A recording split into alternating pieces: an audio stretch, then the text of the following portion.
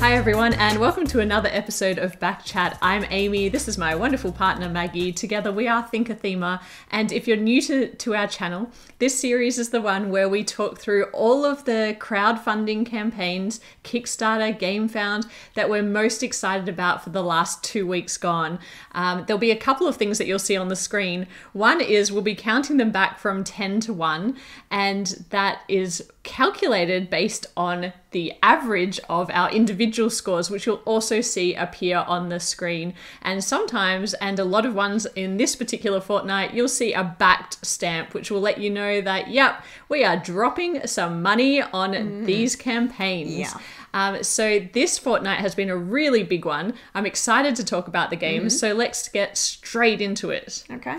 We'll start with our number 10. Our number 10 for this fortnight is a game called Excavation Earth. It belongs in a museum. Now in this game, this is probably one of my most enjoyed themes or theme ideas, because in this game the human race is well and truly extinct, but these different factions of aliens have discovered planet Earth, and they've become entirely fascinated with all the junk and trinkets that this old civilization, these humans, had. So it's really all of our current junk and little kind of material stuff that they find fascinating, so much so that they love collecting them, so much so that they can sell them in the private market. And so that's what we're going to be doing in this game. You go into, you're able to kind of excavate different sites, find some of these things and either sell them in the black market, or also manipulate the market essentially based on what level of demand for different types of goods and trinkets. And we do own Excavation Earth, and we tend to like economic games. I would say that you described a wonderful theme, and that's actually why I bought this game, because a lot of people had recommended it to us. I was really drawn in by this idea of aliens collecting all of the human garbage, basically, and I was excited about that. But the theme, I would say it's not particularly thematic. Like, it's kind of like, you know, when you talk about Spreadsheet the game, that is how I would describe that game. It is very heady, and it's all about calculating kind of the best. Like, it is an optimization game, but you've also got the meeples, which are coming in and out of all the your buyers, so all the buyers who are interested in different types of goods. Which is kind of creating this market for buying and selling, which it's just, at the end of the day, it feels like it's a very heavy game. It's not very particularly hard, but the choices that you have are quite heavy, and the cards that you play with, they're multi-use cards, but they cover a pretty broad gamut of actions that you can take in the game. And I found myself, when I play this game, always having to refer to the reference sheet, because it's quite like, it's not intuitive. No, it's a bit tricky to get your head around what to use your card for, under which, depending on which action you're trying to take. But this new expansion does bring even more stuff into this game. It's got a couple of new factions, so new alien factions, which if you like more factions, then this is it. There's more cards. There's these like technology cards and these reverse engineering cards as well. And the main thing is that it brings in a new board, which is the museum board. It's a shared board where every player can contribute to that. So you're kind of putting pieces in there, and it's a bit of an area majority, but you're also getting bonuses along the way for completing different things like rows and columns and things like that. And I do actually like the idea of this new museum where you're contributing things. I felt like I already had an element of that, because you have your personal collection already, where you're kind of trying to it's felt more like storage though, before you're kind of selling them off. So, but again, from a thematic point, it didn't feel like, oh, this is adding a whole new. But again, because thematically speaking, and that's why I really struggle with this game. It's like it's not difficult to learn or to play, but there was I really struggle with the logic, like finding a thematic logic as to why some of these things do this. And yes, there's like, well, this color triggers that color, and this symbol triggers that symbol, but sometimes it didn't really. I didn't feel like it really helped me all that much. So if you're a fan of the game, it feels like this is just adding more to that game if you love it. For us, we probably won't be backing this one, just because it doesn't it doesn't get a lot of time on our table, Excavation Earth, but it is our number 10 of the week because all of that Euro goodness, that is Excavation Earth, it belongs in a museum. On to our number 9. Our number 9 is a game called Wicked and Wise. Now, this is a card game. It's an asymmetric trick-taking game, and what a combo of people working on this game. It's for Tessa Elise is the designer, and it's Weird Giraffe Games who are publishing the game, who we're big fans of, and also it's Beth Sobel art. So an amazing combo, and if you like trick-taking games, I'd encourage you to check this out. It feels like a game that has been developed for people who do love and are familiar with trick-taking games, and I'll be the first person to put my hand up to say that I don't have a long history of playing trick-taking games. I enjoy them when I play them, but I'm certainly no expert. Even something like The Crew is quite challenging for me and my brain. But Wicked and Wise is interesting because you play in teams. There is a 3 and a 2-player variant where you can play just by yourself, playing two different characters essentially, but when you're playing the team-based game, one of you will play as a dragon and one of you will play as a mouse, and the dragons are actually the only ones that are really engaging in the trick-taking game. So they will be playing cards to take tricks and to win rounds and that type of thing that you usually do, whereas the mice in the game will actually be playing cards for their actions. So there are actions on the cards. They'll be playing them to help their dragon partner win the trick. Also, together you'll be manipulating kind of the win game conditions and things like that. And so it's a really interesting way of or interesting twist on a trick-taking game. The art is beautiful. It just feels like it's been really well produced, but also it just adds layers and layers to what you would normally find in a trick-taking game. I'm like you.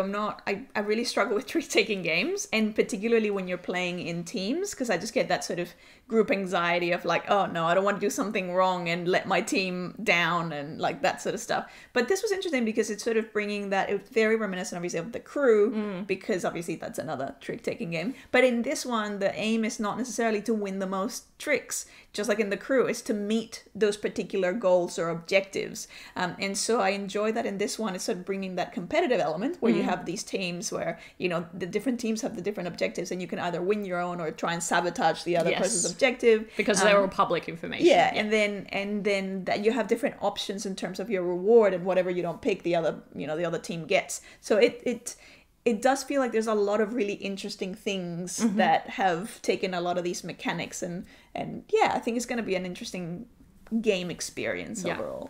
Now, we haven't backed Wicked and Wise yet, but I'm definitely thinking we will, because we absolutely want to support them and it looks like a great game. The thing that's stopping me at the moment is there are 2 options. One, I think, is around $34 Australian, which is the base game, and then if you double that, you do get a wonderful playmat, and everybody knows how much I love a playmat. Sucker for a playmat. So that's where I always get caught up in the value buy versus like everything with all the extras and the stretch goals and the playmats and all those things. But that's fair. Definitely one to check out, and let me know what level you're backing it at if you're backing it. So that is our number 9, Wicked and Wise. Our number 8 is Rainy Kanitsia's Criminal Capers Collection. That's another triple C. Oh, you got it out quickly this time. Let's just get it out of the way. I'm not going to get stuck in it. So there's going to be 3 20-minute card games. The first one's called Soda Smugglers. The second one is Puma Fioso. And the third one is Hot Lead. Now, Soda Smugglers, let's start with this one. This one is one of those bribe the border guard to bring your contraband of sodas, unlawful sodas for some reason. I think there's a limit to sodas, and so people can only have one at a time. It's like when you're traveling internationally and you're trying to work out how to fit your alcohol limit within the number of bottles. I mean, not us, because we rarely get alcohol. Because when you're coming into Australia, you're allowed to bring 2.25 litres. Very specific, yes. And so, usually you're just trying to balance that out. Well, here it's sodas, and specifically you end up getting bottle caps as your marker of, you know, the sodas that you've managed to bring in. So very similar to Sheriff of Nottingham, where you're playing both, like usually you'll kind of take turns, and sometimes you'll be trying to smuggle your goods, and sometimes you'll be the border guard, where you're going to either accept a bribe or go, no, I want to see what you've got. And obviously sometimes if you can confiscate whatever they're trying to smuggle, and if you happen to arrest someone unjustly or kind of get it wrong, then you're actually going to have to pay them. So that's the risk there. Ultimately, it's whoever ends up having the most bottle caps, or, you know, be able to, the best smuggler wins.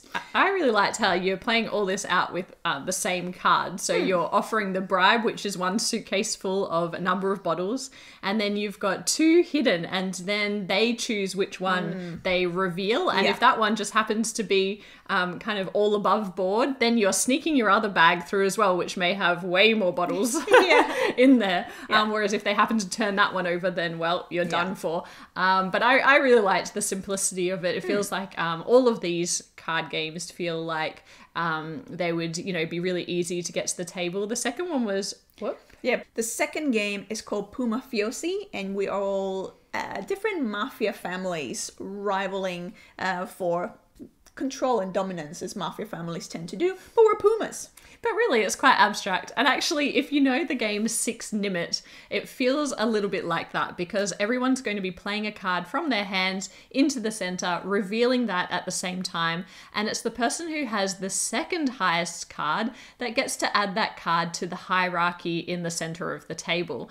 And I think what's really interesting about this is then you have to decide where you want to put it in the hierarchy. Obviously, the higher you place the card in the hierarchy, the more points you're going to get in the end. But as people bump you down by playing higher cards, you're going to be taking penalty points. And so there's that interesting tension about when you play the cards in your hand, because you don't have that many of them, in order to maximize your position and the number of cards that you have on that hierarchy. So that is the second game.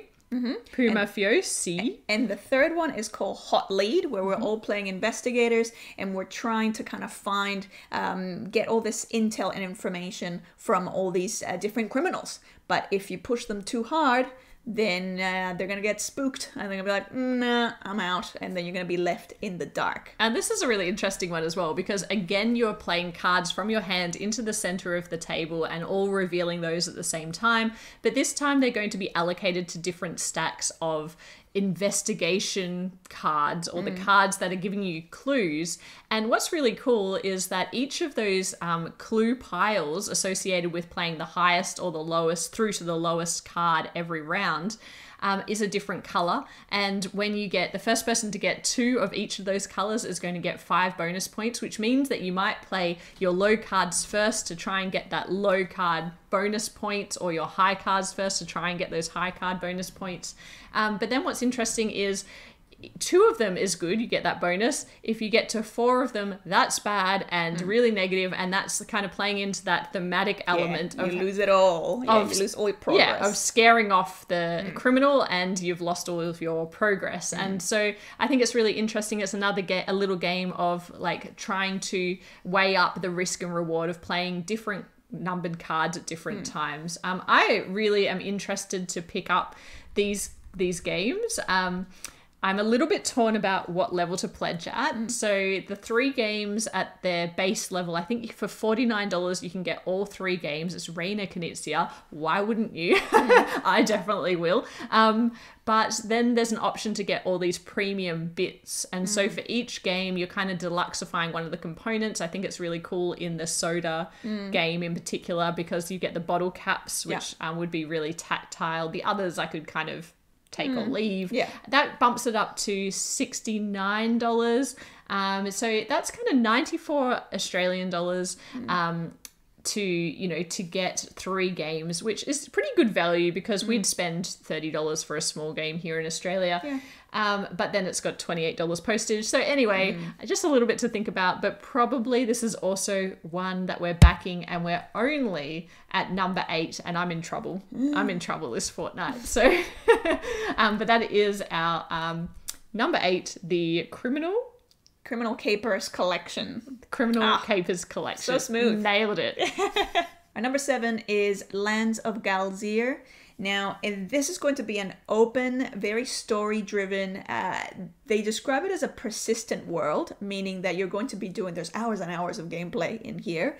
A lot of exploring with you yourself, and all the people you encounter are animal folk. From Dales of Merchant, the previous games in the series. And then as you are exploring and things are kind of changing, that's the way that they'll change and stay throughout the rest of the game. It's really interesting that you can play, obviously, like solo, co-op, or competitive, and people can kind of drop in and out depending on the different games. So you're not locked into one play group. If you started this with this number of people, then you have to stay with that number of people, which is pretty cool because then you could keep kind of exploring the story.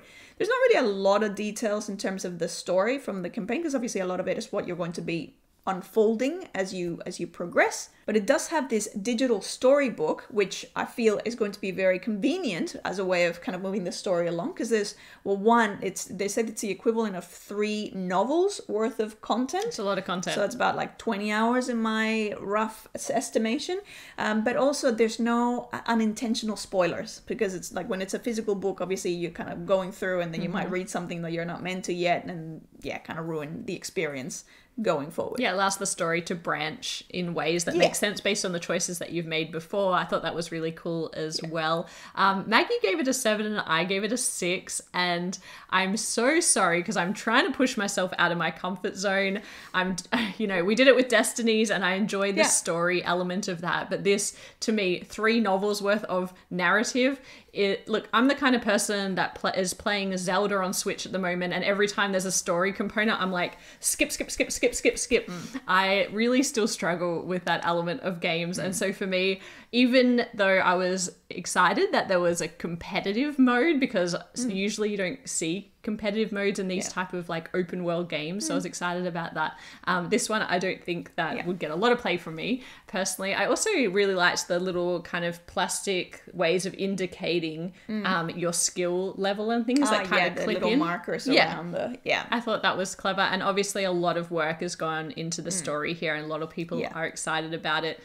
Before we move on, I just wanted to say one thing else about this campaign, like going through one thing, and I wish I could stop saying this, and I am going to have to keep saying it until it changes a little bit more, but on this page, there were 11 quotes in a row from kind of male reviewers, and there weren't any females on the page quoted, and that just made me really sad. And as much as I love, and a lot of those men that are on the page are our friends and people that we enjoy watching, just get more women, please, because, when you are looking, and I'm sure there's many women out there who love games like this, and just like looking through, I don't know, it makes me feel a bit sad when I read that. And so anyway, I just hope that across the board we can get better at kind of including more. And there's no reason not to. Like, why not? Perspectives from more people. Yeah, exactly. Yeah. So that is our number 7 this week, Lands of Galzyr. Our number 6 is yet another trick-taking game this fortnight. Hot right now. It's so hot right now. It's the fortnight for it. A game called Bug Council of Backyardia.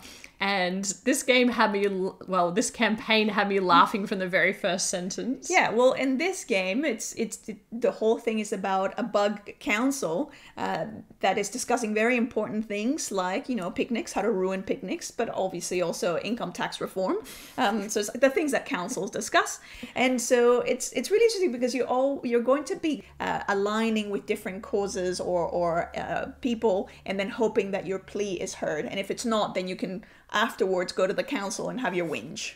And mechanically, what you're trying to do in this game is you are playing a trick-taking game, but it has a Mancala in it as well. And it reminds me of a game that we spoke about recently in Small Talk called Peter's Two Sheepdogs, which also was a trick-taking game with a Mancala out of Japan. This game is also coming out of Japan, and because they love their trick-taking over there. Yes, they're big on that. But there is a Mancala that is the different kind of different insects, bugs, and you're going to be giving them different levels of influence. Now, this trick-taking game wasn't too difficult for me to understand, but what you're going to be doing is playing a lead suit, and the card that eventually wins that trick depends heavily on, well, it depends entirely on which one of the insects has the most power in the council at that given time. Now, if you don't win the trick, or you play the lowest card in the lead trick, or some little rule like that, the weakest card in the lead trick, you actually get to pick up all of those little pieces that are in the Mancala and redistribute them. And what that's doing is redistributing the power of the suits of cards. And you can therefore influence what's going to happen in the next trick based on the cards that you have in your hand. And I think that's really interesting. If you want to see a full playthrough of how this works, I'm going to talk about a channel that I absolutely adore that you may not have heard of, and that is Taylor's Trick Taking Table. I cannot get enough of Taylor's videos.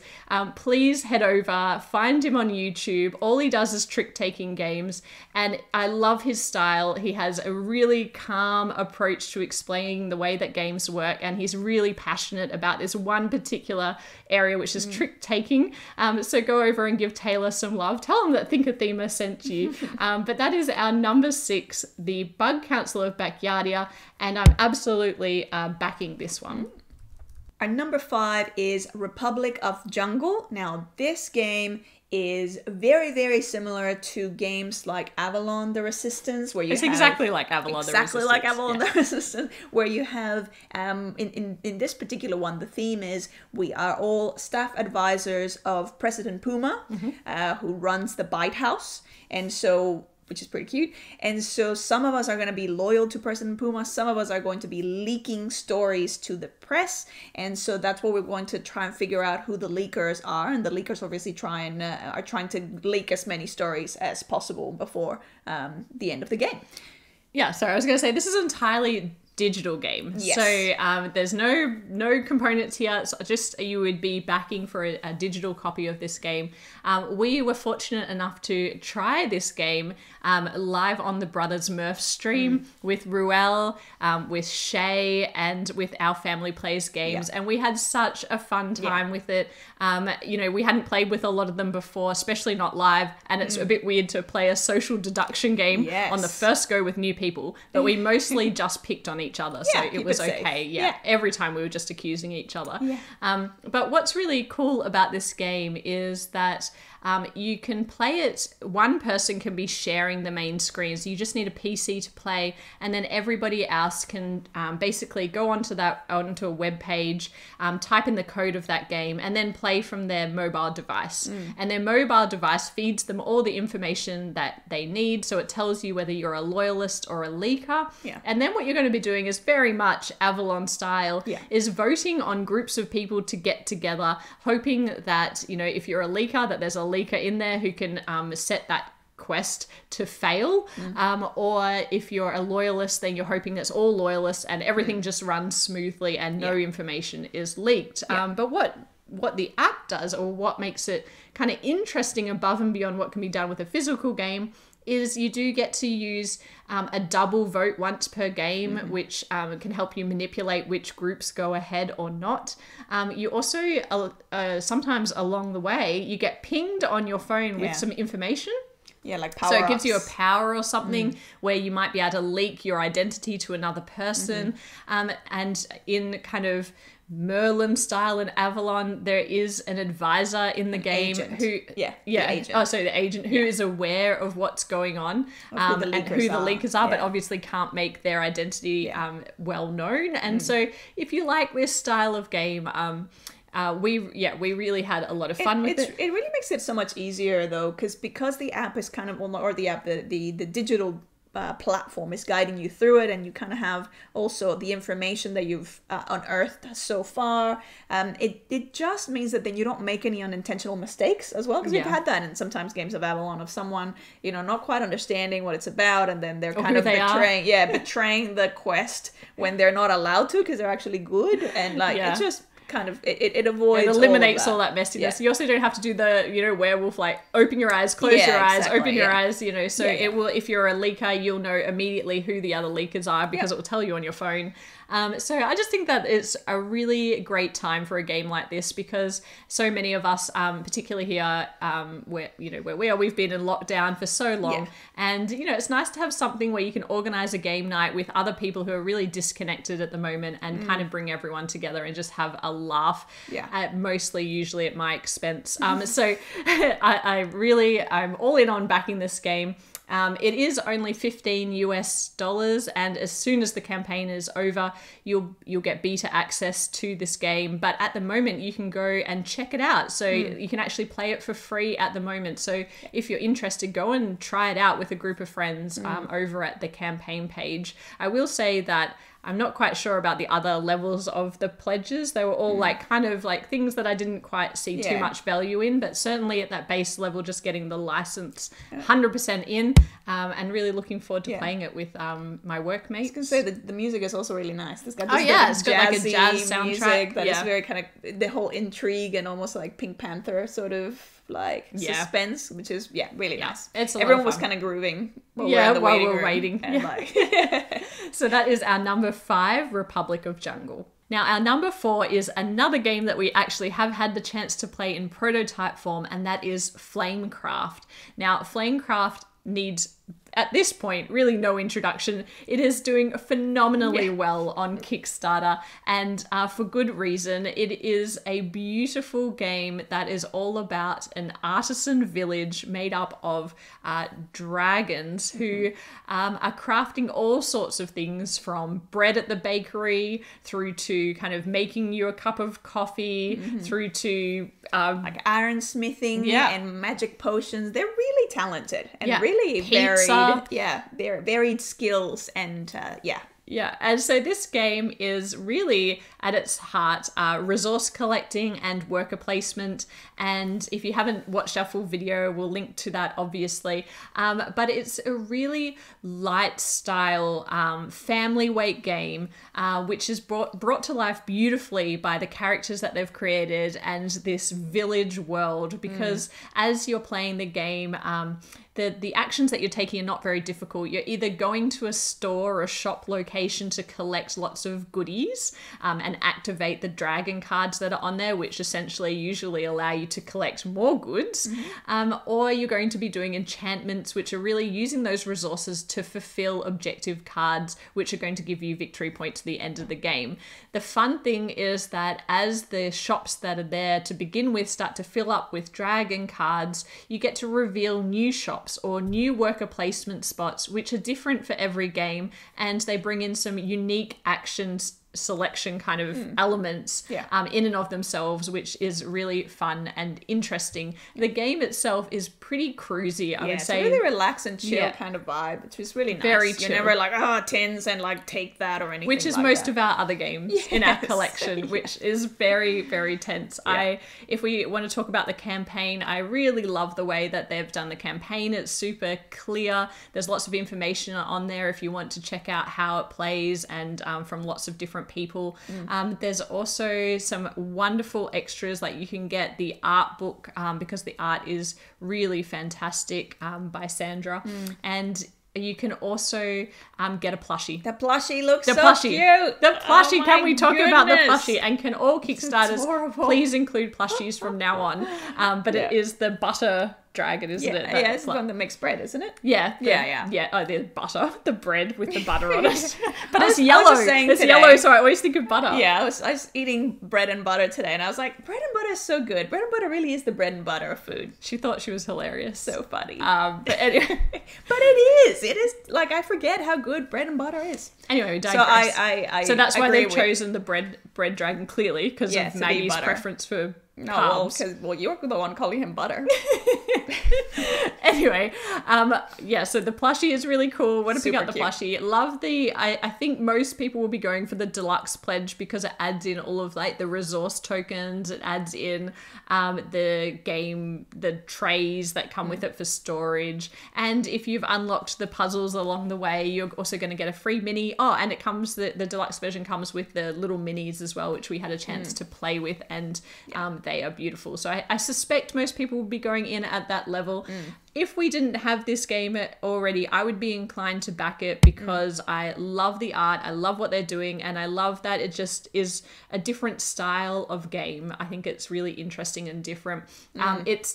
It's our number 4 this week. The reason why it's not higher in our ranking is just because it's not particularly heavy, and we do have a preference for heavy games. But if you have family that you want to play with, people who are not huge gamers, or you're just looking for something that is more relaxed and cruisy, definitely go and check out Flamecraft. That is our number 4 of this fortnight. Our number 3 is Arydia, The Paths We Dare Tread. Now, this game is another open world where you're going to be sort of going to keep track of the actions that you're doing, the development that you make, or the upskilling that you do of your character. In this one, again, it's a world that we're exploring, and we're going to be able to go into all sorts of different adventures. And as we equip ourselves, there's going to be corners of Arydia that are hostile. So in order to successfully get through them, we're going to be able to kind of fight and defend ourselves and, do different things. Now, one of the things that I already love about it is the interchangeable heads for the customization of your character. So good. That's so simple. You took the words right out of my mouth. I love that customizability of the characters. I wonder how they'll stay in place though. I just don't want them to get beheaded every time I move the character. That's well, as long as you don't turn them on their side too much or anything. Or pick them by the head and oh no.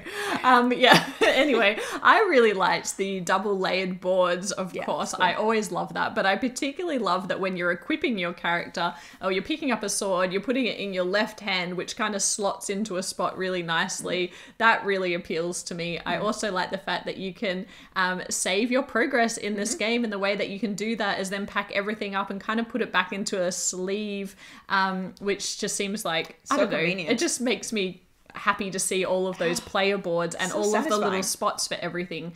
So super satisfying. This is a cooperative only game. So that'll be playing it solo. You'll probably be playing it solo, but I have to say that when I was reading through this campaign, I could almost imagine myself sitting down for a game with you and with a couple of our friends who are more into that fantasy kind of world. And that's because I know about the designer. The designer is the designer of a game called Galzyr, which I know a lot of people are huge fans of. It's very highly rated on BGG. It's typically really hard to find as well. And for the theme of that one is just not our thing at all. And I could sooner see myself getting into this, but I'm really excited because a lot of people have been excited about the development of this game. I really like the thought that they've put into the character development and the customizing of that in all sorts of ways. That really intrigues me enough to probably want to sit down and play it. I'll probably get tired of it, and Maggie will end up playing it solo. The campaign. Yeah, definitely. The story. This one has, I think they said, over 40 hours worth of content. Yeah. Which I'm imagining you probably won't go through all of it. It's probably just parts of the forks in the road. Yeah, absolutely. Or the path we dare tread. The paths that you do dare tread. Yes. Now the price is a little eye-wateringly expensive. Just to get entry to this game is $165 US dollars. And then if you want to get any kind of Kickstarter exclusive, there's only one, which I like that about, not having too many exclusives. It's $190 to get the one expansion, and that's going to be a Kickstarter exclusive. Having said that, I think because his previous game is kind of hard to find, out of print, and also it is really well reviewed, I just think there's so much value in this box that it'll probably, and don't quote me on this, but it'll probably hold its value. I'd feel pretty comfortable backing this. We are going to back this. I have backed this. Sorry, I probably didn't tell you. Oh, well, there you go. I'm fine with this. I've backed this cooperative story game with battling in it. So look out, world. But it did really draw me in. There were lots of just different components. I love that it comes with 60 pre-painted minis, I think. And I thought that would be a turn off. In my mind, I was like, oh, they're pre-painted. And I was like, well, Amy's probably not going to paint them because she's probably not going to play the game. So that's fine because I'll end up playing it solo. But that's interesting that it's actually because I probably will not play the whole game. So I probably can't be bothered painting all the minis. And so they're pre-painted, which will just add a nice table presence to it. Also, if you've seen my lineup of how many minis I have yet to paint, they're just everywhere. There is a queue, and so I'm pretty happy to pay my way out of this one. So that is our number 3, Arydia, The Paths We Dare Tread. Now, our number 2 game is Legend Academy. And the first question I had when I looked at this page was, who is Paul Bunyan? Yeah, I had the same question. Who is Paul Bunyan? Paul who? I was like, okay, I can play as Red for Red Riding Hood. I can play as Alice from Alice in Wonderland. I can play as Paul. Paul? Who's Paul? We did not know. We did not know. But everyone watching this is probably like, how do you not know who Paul Bunyan is? Because very famous... I know it's an axe wielding. Was it a giant? No, it's not a giant. He's a... Oh my god, I can't think of what they're called. Lumberjack. He's a lumberjack and very famous in folklore from Canada and the US. And is apparently featured everywhere with his blue bull. What? His blue... What?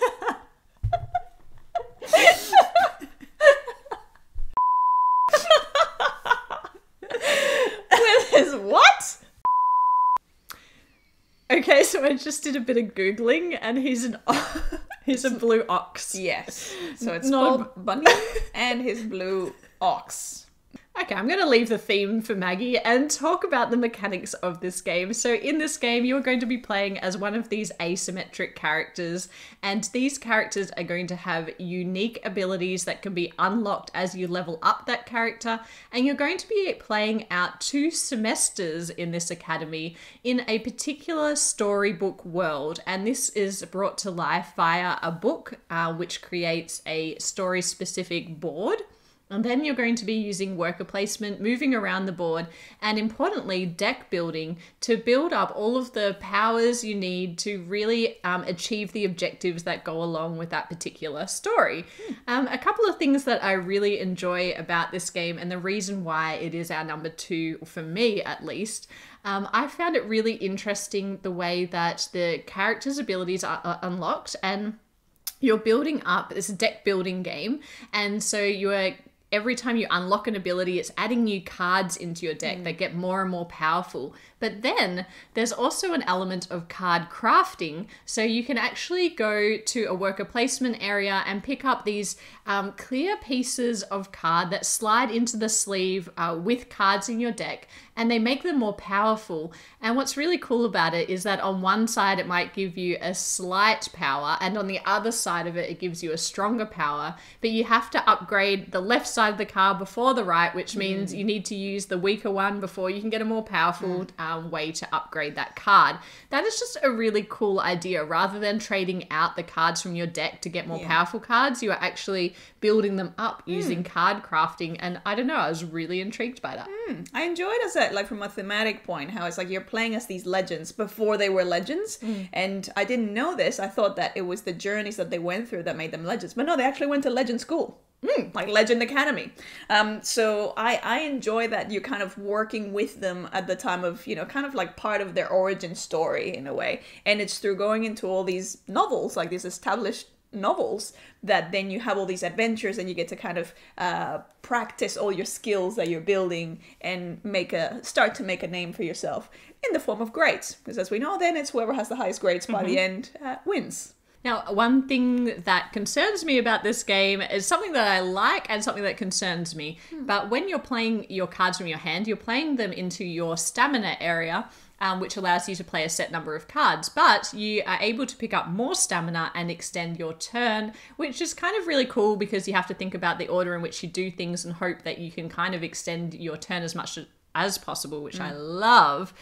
But there's something to me about this game that screams a little bit of multiplayer solitaire and a little bit of downtime because Tell me more. Well, not downtime, but multiplayer solitaire. Tell me more. I feel like there might be a bit of downtime because if you extend your turn by a lot, obviously everyone else is just waiting, and it doesn't feel like there's too many points of interaction. I'm sure there are on different maps and things. There's probably And like in Dominion when someone strings together like 20 you're action like, cards, they give festival. you another action, and another festival, action, and then you're like, well, this is fun for me. Yeah, but you can, the only way that it feels like you interact mainly is maybe through some of the worker placement, but also that you can ask other players for help or other characters for help, and you can kind of do that, and then the other player gets a benefit if you use that. So it's more of a positive interaction. But yeah, that's one thing that concerns me about the game. I think, though, that the production looks really cool. I mean, did you see that flip box? The flip box is cool. Got the best flip box to obviously keep stuff, but then it also becomes part of the board. So I love that. I think, again, the combination of that board and the book, I really like the character. Kind of, if you want to save your character, they make it easy to do. There's a lot of that this fortnight, isn't there? Saving your progress. But yeah, I really like kind of the unlocking of things in the double layered boards. Yeah, that looks cool. Really cool. So this game is actually on GameFound. It's only $69 and there is one option. And after evaluating a lot of campaigns, I'm getting more and more grateful for the single option that feels like everything's included, set and forget.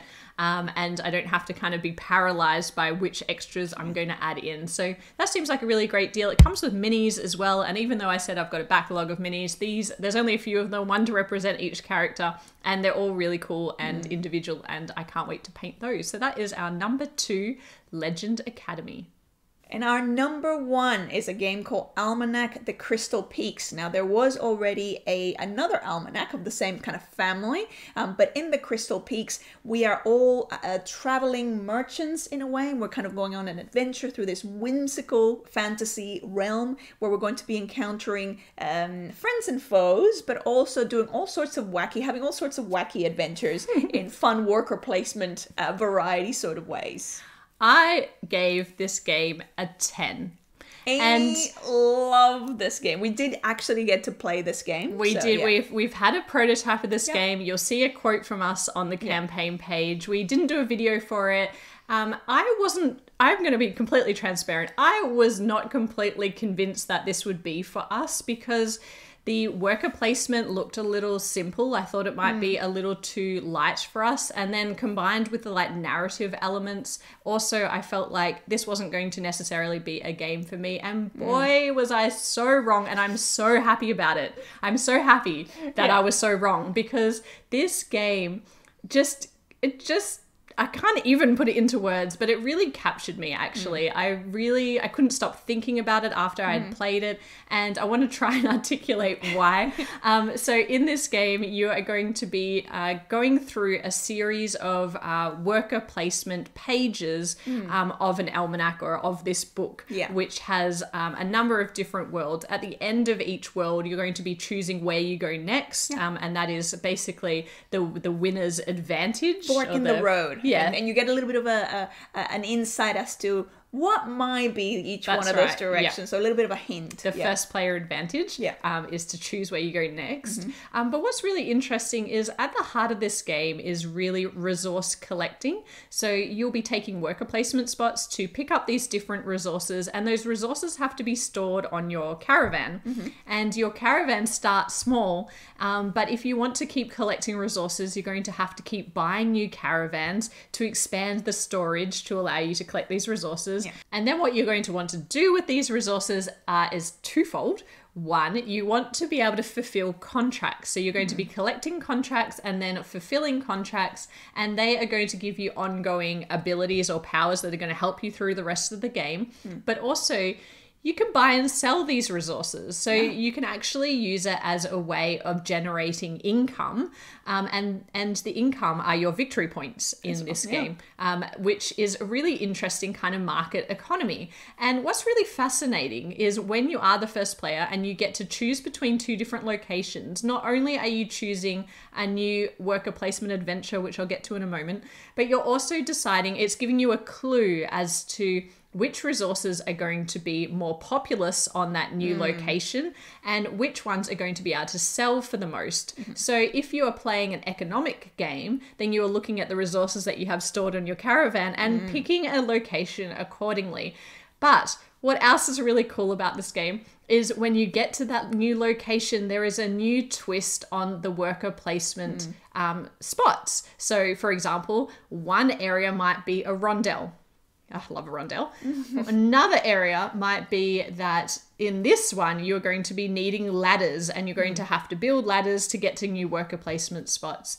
And there are different themes and different maps that play out in such interesting ways. And what I really love is that the game itself is super tight. And everyone who's watching will know that I really love a hyper competitive, tight kind of game experience with a lot of tension. And this brings it in spades. And it was tense when we played 2-player, but then when we played multiplayer, it was just so tense because there are so few worker placement spots on the board and you need a worker placement spot for everything that you need to get done. If you want to get a caravan, which is going to be worth victory points and give you more space, if you want to fulfill a contract, if you want to get a new contract, there's only like 1 or 2 per page.